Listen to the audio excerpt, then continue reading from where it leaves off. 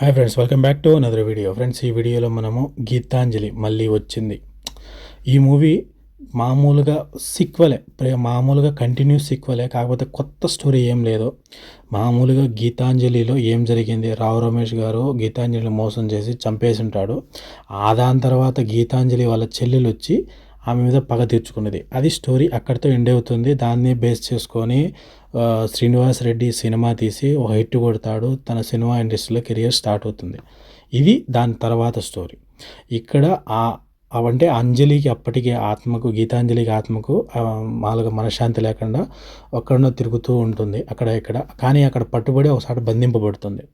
ఇంకో కట్ చేస్తే ఇవన్నీ తెలుసుకున్న ఒక వ్యక్తి ఇవన్నీ ఒక సినిమా తీయాలనే ఇంట్రెస్ట్తో శ్రీనివాస్ రెడ్డిని అప్రోచ్ అయ్యి, నీ బ్యాచ్లతో, నీ అందరితో, నీ టీంతో కలిపి నేను ఒక సినిమా తీయాలనుకుంటున్నా, పలానా చోటికి రా అని చెప్పి వెళ్ళి అడ్వాన్స్ ఇచ్చి, ఈ మహల్లో నువ్వు దెయ్యం మీద ఒక సినిమా తీయాలని చెప్పినప్పుడు తనకు అసలు మోటివ్ ఏంది అనేది కనుక్కోలేక తను వెంటనే తన కోరిక తీరుతుంది. అవసరంగా ఫస్ట్ సినిమా హిట్ అయిన తర్వాత నెక్స్ట్ 3 సినిమాలు ఫ్లాప్ అవ్వడంతో మళ్ళీ కనీసం హిట్ కొట్టి తన లైఫ్ బాగా చేసుకోవాలని తన ఫ్రెండ్స్ అంటే సునీల్ కానీ, ఆ నుంచి కమెడియన్స్ని కానీ వీళ్ళందరినీ తీసుకెళ్ళి అక్కడికి ఏం చేశాడు, ఏం కథ అనేది క్యారెక్టర్ ఆర్టిస్ట్లో శకలక శంకర్ కానీ, ఇంకా నుంచి ముక్కు వాళ్ళంతా వెళ్ళి అక్కడ ఏం చేశారు, అక్కడ ఎంత ఇబ్బందులు పడారు అనేది స్టోరీ.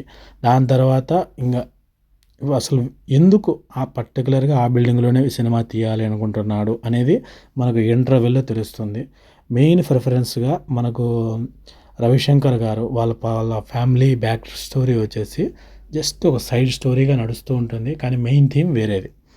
కానీ బాగుంది. వాళ్ళ క్యారెక్టర్ వాళ్ళ సరదాగా ఫన్గా వెళ్ళిపోతుంది. మరీ అంత చెప్పుకోదగ్గ అయితే ఏమనిపించదు, కానీ బాగుంది.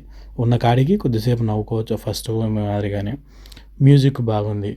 ఇంకా ఇంకొద్దిగా స్కేరీగా అంటే ఏమంటారు దాన్ని, అంటే నెక్స్ట్ సీన్స్ ఏంటి అనేది మనకు తెలిసిపోతుంది ఆటోమేటిక్గా. అలా కాకుండా కొత్తగా క్రియేటివిటీగా వెరైటీగా ఏదన్నా చేశానంటే ఇంకొంచెం బాగుంది. ఫస్ట్ పార్ట్ ఎంత హిట్ అయిందో అంత హిట్ అయ్యిండేది అనుకోవచ్చు.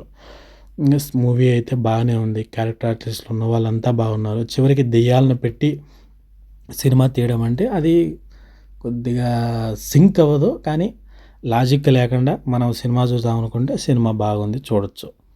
వన్ టైం వాచబుల్ ఫ్యామిలీతో. ఏం వల్గర్ సీన్ లేవు, ఏం లేవు. అంజలి గారి క్యారెక్టర్ మటుకు బాగుంది, కానీ మరీ ఎక్కువ హోప్ అయితే పెట్టుకోకూడదు. ఆడికి అని చెప్పొచ్చు. ఇంకా శ్రీనివాస్ రెడ్డి కానీ, ఇంకా రవిశంకర్ గారు కానీ, ఇంకా మళ్ళా సునీల్ గారి పాత్ర కానీ, వాళ్ళ ఫ్రెండ్ హీరో సత్య పాత్ర కానీ, మిగతా అందరి పాత్రలు బాగున్నాయి.